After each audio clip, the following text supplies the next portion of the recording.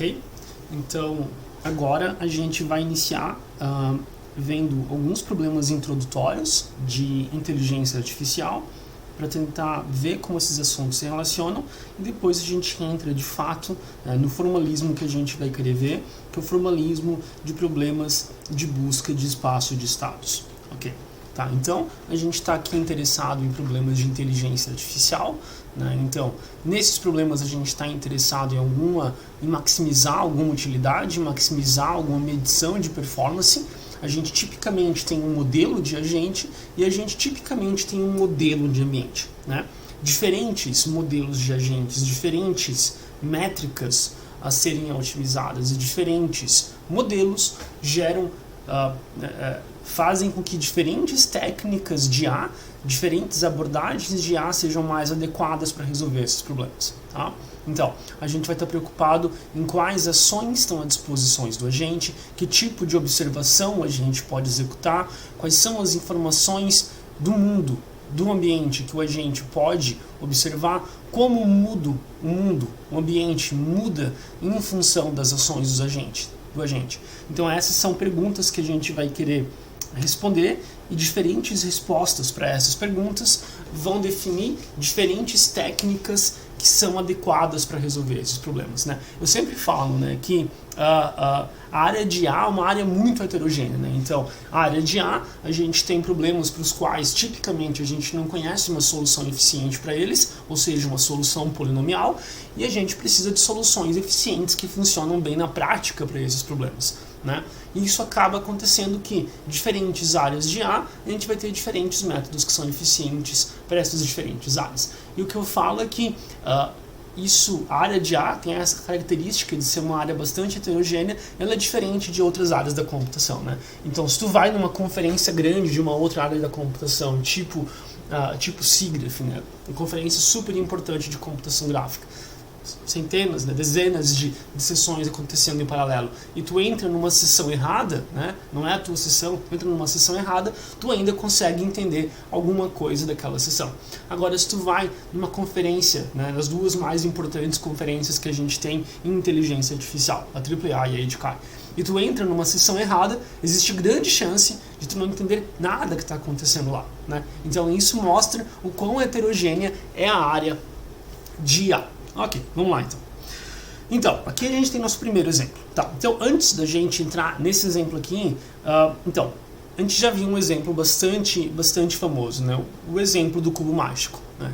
No cubo mágico que a gente tem um cubo, tem as faces do cubo, o cubo ele tem diferentes cores em cada cubinho, né? Esses cubinhos a gente pode rotacionar as faces do cubo e nosso objetivo é sair de uma situação embaralhada e chegar numa situação onde a gente consegue ter todas as faces com uma cor só, né? Então esse é um exemplo clássico de um problema de IA, é um domínio que a gente usa para testes, bastante famoso, né? Super conhecido, tá?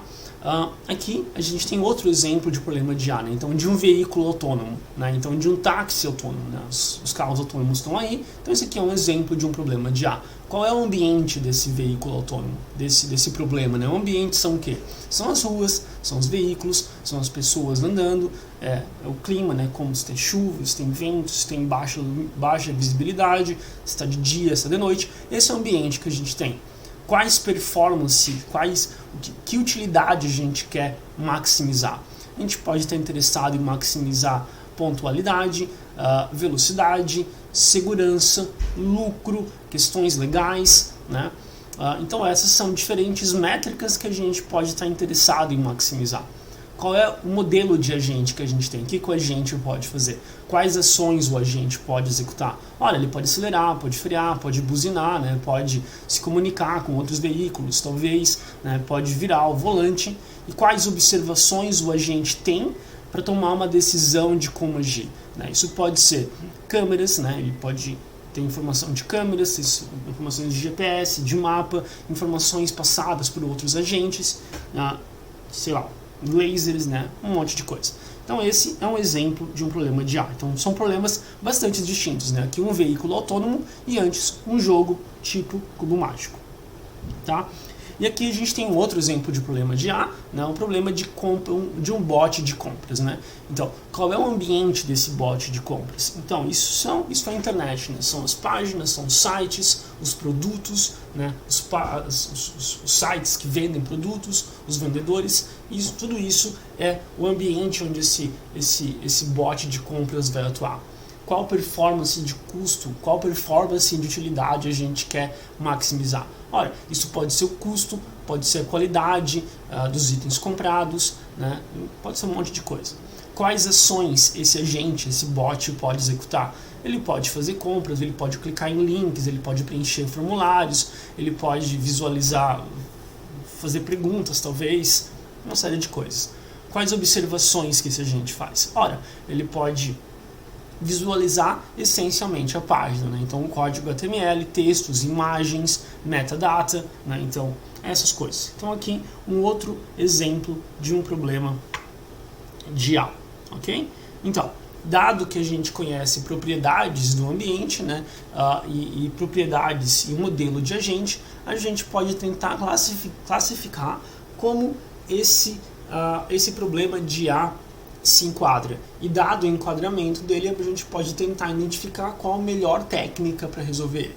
Então, a gente pode pensar em características como se um ambiente é estático ou dinâmico, se ele é determinístico, não determinístico ou estocástico, se os estados são totalmente observáveis, parcialmente observáveis ou não são observáveis, se o domínio, se o ambiente é discreto ou contínuo, se a gente está falando de um ambiente onde tem só um agente, ou dois agentes, ou múltiplos agentes. Então, todas essas perguntas, né, quer dizer, respostas para todas essas perguntas vão definir um diferente problema de A e vão definir uma diferente técnica que é mais adequada àquele problema.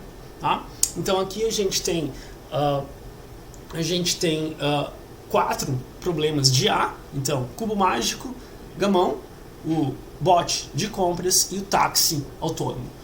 Então a gente quer responder essas perguntas e ver quais respostas a gente obtém para cada um desses problemas, né? Então o primeiro é, né, estático ou dinâmico, né? Então o ambiente muda enquanto o agente pensa em qual vai ser a sua próxima ação.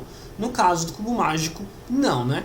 Tudo que acontece no ambiente, ele muda em função da ação do agente. A gente rotaciona, né, uma face do cubo, a gente altera o ambiente. Nada mais altera o ambiente. No caso do táxi, por exemplo, né, enquanto o agente está contemplando qual ação ele vai executar, as pessoas se movem, a luminosidade muda, outros carros mudam, então o ambiente é dinâmico, ele não é estático. Então aqui, cubo mágico é um exemplo de um domínio estático, né?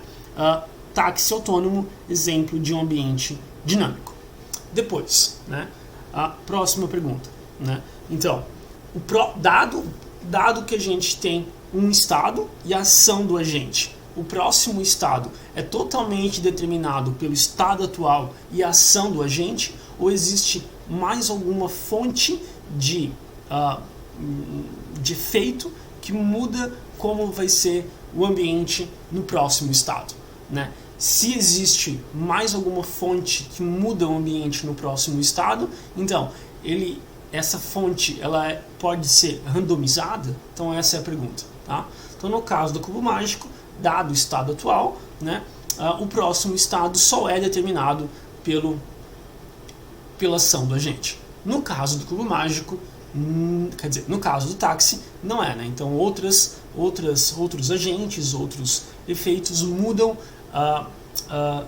o ambiente, mas tipicamente não é um efeito randomizado. No caso de gamão, né, a gente tem a nossa ação que vai determinar o próximo estado, e além disso a gente tem um dado, né, que a gente joga. Então o próximo estado que a gente vai obter também é afetado por randomização.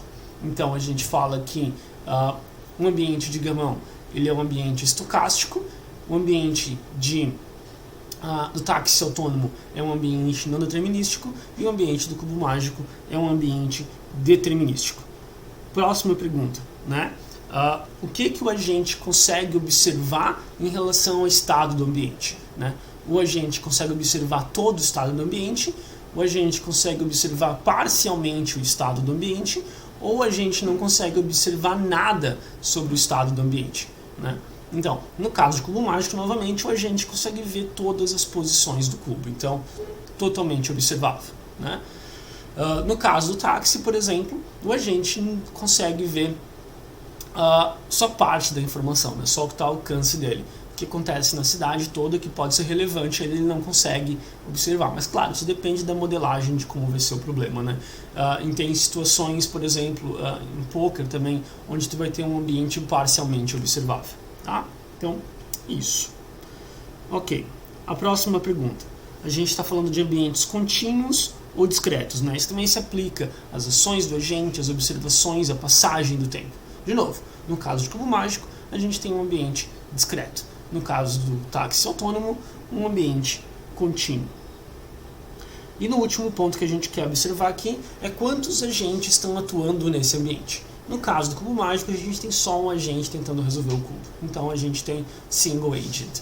No caso de backgammon, né, de gamão, a gente tem dois agentes que são adversários, né, um tentando vencer o outro. No caso do táxi, a gente tem múltiplos agentes atuando, né, mas não necessariamente de forma adversária. Então essas são formas diferentes de classificar esses problemas. Tá? Então, diferentes características vão determinar diferentes algoritmos que são mais eficientes para resolver esses problemas, né? Isso é uma característica core da área de A. E problemas do mundo real tipicamente vão combinar várias características desses problemas, né? Tipicamente eles vão capturar as características mais difíceis de cada um desses problemas. Então nunca fica mais fácil, tá? Quando a gente pensa em resolver um problema concreto de A, a gente pode pensar em resolver, pelo menos do ponto de vista moderno que a gente tem em A, de três formas diferentes. A gente pode pensar em uma solução que é específica para o problema, a gente pode implementar uma solução específica para aquele problema. Tá? Então, isso é uma solução domain dependent, né? O que seria um exemplo disso? Né?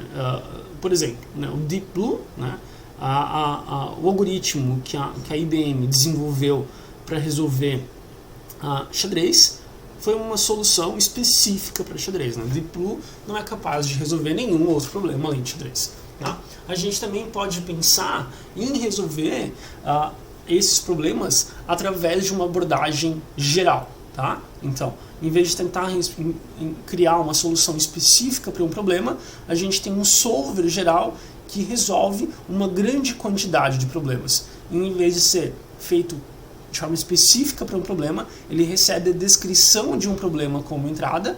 A partir da descrição desse problema, ele raciocina sobre o problema e depois fornece uma solução para o problema, né? Então aqui é um exemplo de uso geral, tá? Um exemplo de como isso seria. E qual é o exemplo concreto disso, né? Então tu pode pensar, os pacotes de otimização combinatória são exemplos de solvers de propósito geral, né? Cplex, Grob, eles não são feitos para resolver SAT, não são feitos para resolver TSP, não são feitos para resolver scheduling, não são feitos para resolver grade escolar, mas ainda assim eles resolvem todos esses problemas, né? Isso é bastante eficiente, né? Isso é uma indústria gigantesca. Talvez os solvers de otimização combinatória são os algoritmos que mais poupam dinheiro no mundo hoje, tá?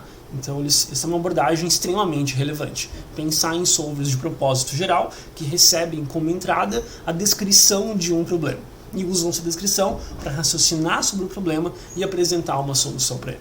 Uma terceira abordagem para resolver problemas é, em vez de tentar usar raciocínio de certa forma, é aprender uma solução para o problema. Então, learning, né? Então a gente, a partir de experiência, vendo problemas muitas e muitas vezes, a gente pode aprender uma função, né, que, dado uma situação geral do problema, apresenta uma solução para ele. Então a gente obtém soluções a partir de experiência, né? Então todos os modelos baseados em aprendizado de máquina recentes, né, com sucesso em tradução de textos, né, classificação de imagens, reconhecimento de sons, todos esses modelos são baseados em aprendizado, tá?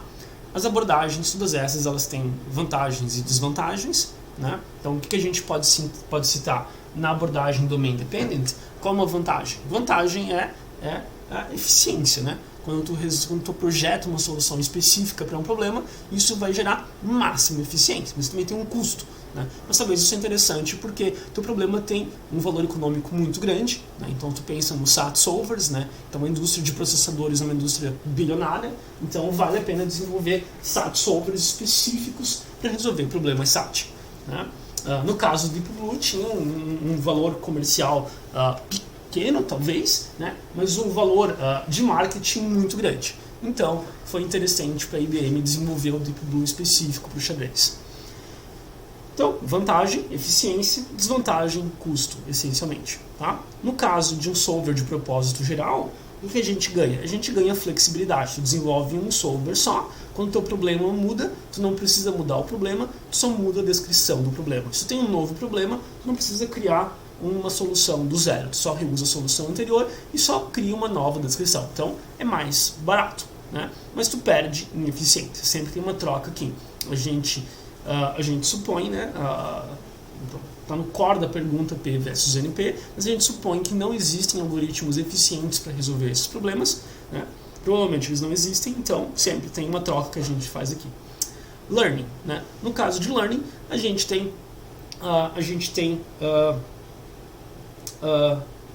também dificuldades, né? Então, pode ser que o problema seja tão difícil que uma abordagem baseada em learning, apesar de ser aproximadores universais de função, os algoritmos que a gente tem atualmente simplesmente não são capazes de aprender uma tarefa. Isso pode acontecer. Pode ser que a rede é tão complexa, né? O número de parâmetros que a gente tem que ter é tão complexo para aprender o problema que os algoritmos que a gente tem atualmente não são capazes de aprender em tempo factível o problema. Então, isso pode ser uma situação, né? Isso acontece com vários problemas reais, né? Outra situação onde isso pode acontecer é que esses algoritmos de aprendizado eles precisam de muitos dados. E em muitas situações a gente simplesmente não tem dados. Né? Então, situações, por exemplo, em problemas que a gente tem interesse, né? Então, em classificações de features para saber como predizer que tipo de medicamento vai ter melhor resposta a um câncer, né? Isso precisa de marcadores genéticos, precisa de dados que são caros de obter, são difíceis de obter, né? E a gente não tem isso. Então, muitas das abordagens mais recentes baseadas em aprendizado vão ter dificuldades nesses problemas. Tá? Ainda é possível combinar essas abordagens, né? Então, entre os textos que estão indicados para vocês nessa primeira semana, vocês têm um texto para ler do Hector Geffner, um artigo que ele apresentou na IDCAI de 2018 como Invited Speaker, né? E esse é um texto bastante interessante. Na visão moderna de IA, a gente divide a área de IA em duas grandes áreas, né? E essas duas grandes áreas tentam modelar o cérebro humano, né? A gente tenta dividir elas em sistema 1 e em sistema 2. Isso vem da pesquisa do Daniel Kahneman, né, ganhador do prêmio Nobel de Economia, e ele estudou bastante tempo o cérebro humano, e ele e colegas dele, né, defendem essa ideia de que existem dois sistemas no cérebro. O sistema 1, que é um sistema de baixo custo, que ele responde de forma rápida, ele está sempre atuando, ele é rápido, ele tem baixo custo, e ele é efetivo para tarefas que precisam de reconhecimento de padrões. Então, tarefas visuais, tarefas de audição, tarefas que são baseadas em dados, vamos dizer assim. Enquanto que o sistema 2 no cérebro humano, ele requer um modelo do mundo, ele tem um custo maior para ser ativado, ele tem mais garantias, mas ele é mais caro de ser usado. Tá? E a gente também divide a área de IA fazendo analogia a esses dois sistemas. Tá? Isso é bastante comum em IA moderno hoje em dia. Então a gente classifica os modelos baseados em aprendizado, eles como sendo similares ao sistema 1. Então, redes neurais, né, todas essas deep learning, reinforcement learning, todas essas coisas, eles caem como analogia ao sistema 1. Então eles são bons para um conjunto de tarefas. Tá? Do outro lado, a gente tem todos os solvers, né, que eles recebem como entrada a descrição do problema e usam algum tipo de raciocínio para obter uma solução para esse problema. Tá? Esses são análogos ao sistema 2. Então, vocês podem pensar em SAT solvers, em pacotes de otimização combinatória, em pacotes baseados em busca, e daí vários desses, né? Então, todos eles são solvers e eles usam essa abordagem geral. Então, da leitura que vocês têm que fazer, ela inclui duas coisas. Inclui o texto que o Gaffney escreveu, que acompanha a palestra dele, e também acompanha a palestra dele, o link para a palestra dele no YouTube, onde ele faz ele apresenta essa ideia, né, que é uma ideia bastante popular hoje em A, né? Então, quando eu li o livro Thinking Fast and Slow, eu achava que eu tive essa ideia original, né? Então, eu achava que eu vi no livro do Daniel Kahneman essa ideia de dividir a área de A com a analogia do sistema 1 e 2. E durante algum tempo eu achei isso. Mas depois que eu vi o Gaffney fazer essa apresentação, eu fiquei na dúvida, né? Se fui eu que tive essa ideia de forma original ou se eu tinha visto ele falar isso em algum momento antes. Então, ele é um pesquisador bem importante, é uma pessoa bem legal, né? Ele foi orientando de um ganhador do prêmio Turing, o Judah Pearl.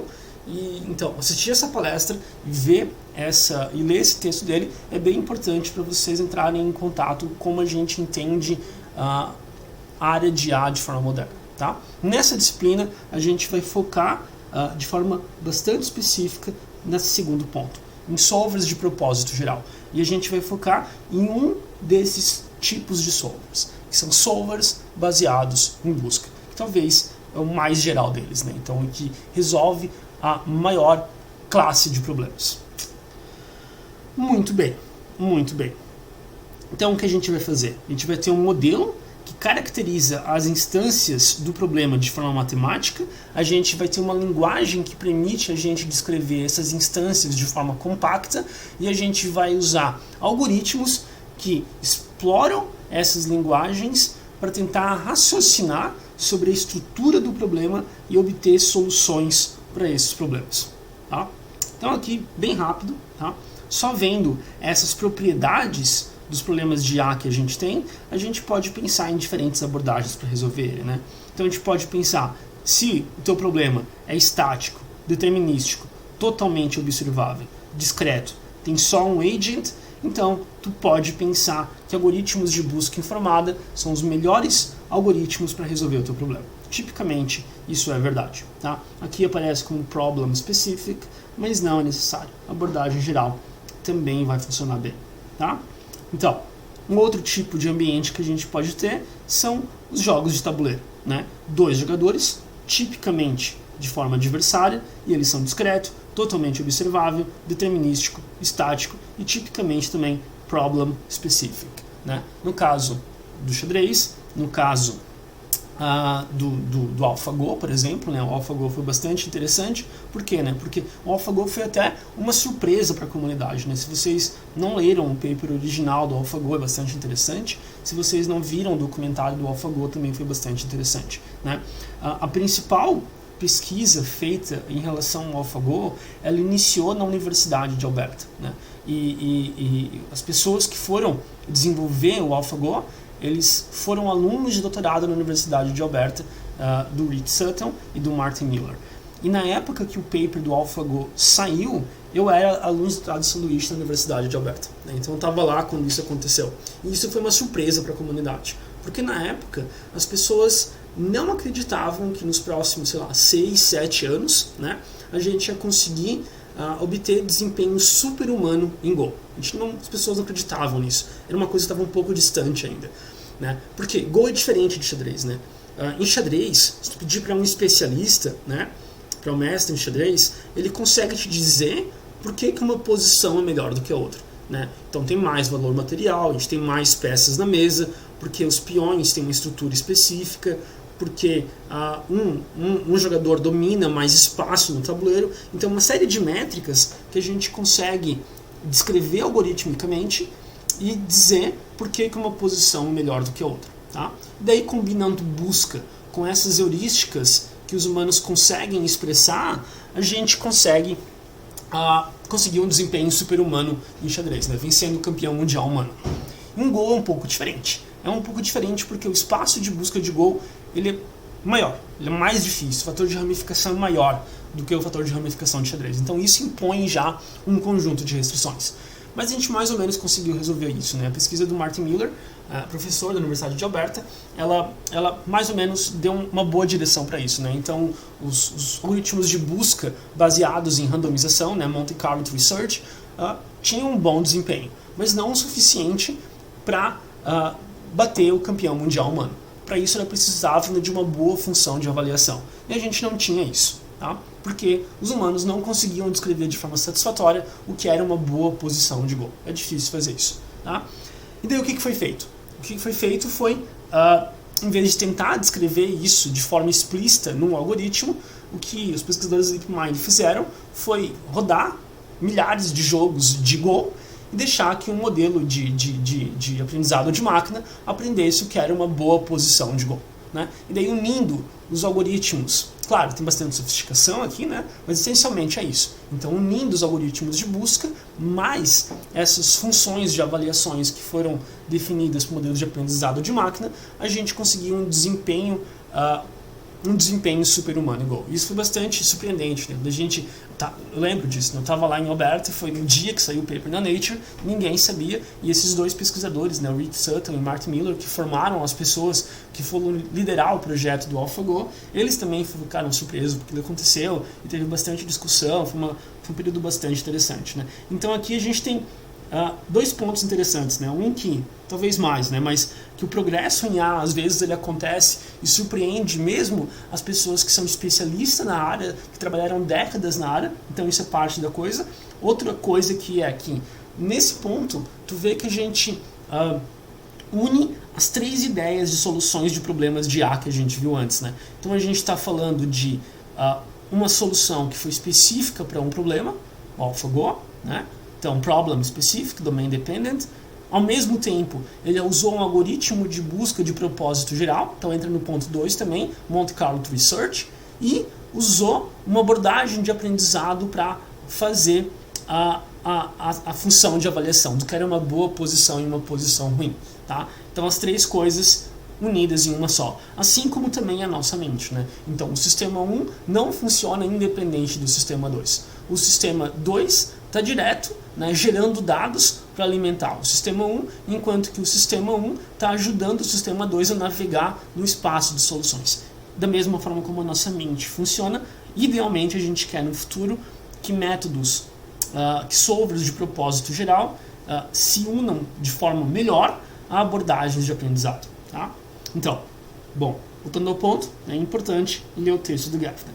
Mais uma coisa, ali nos textos que a gente tem para ler, a gente também tem para ler um texto introdutório de Jorg Hoffman sobre a área de planejamento clássico. Também é bem interessante que vocês leiam ele, além, claro, das leituras recomendadas do Wayne.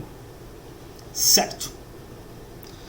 O que mais que a gente tem aqui? Aqui a gente tem um exemplo de um problema de reinforcement learning, né? Então a gente tem um ambiente estático, tipicamente estocástico, né? A gente vai usar reinforcement learning, a gente vai tirar proveito disso, senão tipicamente abordagens de busca são mais eficientes, totalmente observável, discreto, single agent learning, né? Então aqui tu pode pensar no ambiente Atari, né? Então no ambiente Atari, vocês talvez não conheçam, né? Se não conhecem, vocês podem pesquisar no Google, né, em Atari Environment, pode pesquisar jogos de Atari para jogar, pode pesquisar para jogar o Montezuma Revenge, né? Então a DeepMind também conseguiu esse resultado de obter um desempenho médio, um desempenho talvez na época nos jogos mais fáceis, mas um desempenho médio melhor que o desempenho médio humano na plataforma Atari. A gente tinha 57 jogos diversos e um algoritmo só de reinforcement learning conseguiu um desempenho médio melhor que o desempenho humano nesses jogos. Então aqui um exemplo de uma aplicação de reinforcement learning. E classical planning é uma das áreas que a gente vai ver no curso. A gente vai focar em métodos de busca e na área de classical planning como formalismo para descrever esses problemas, tá? Muito bem. Então, para esse vídeo, a gente para por aqui.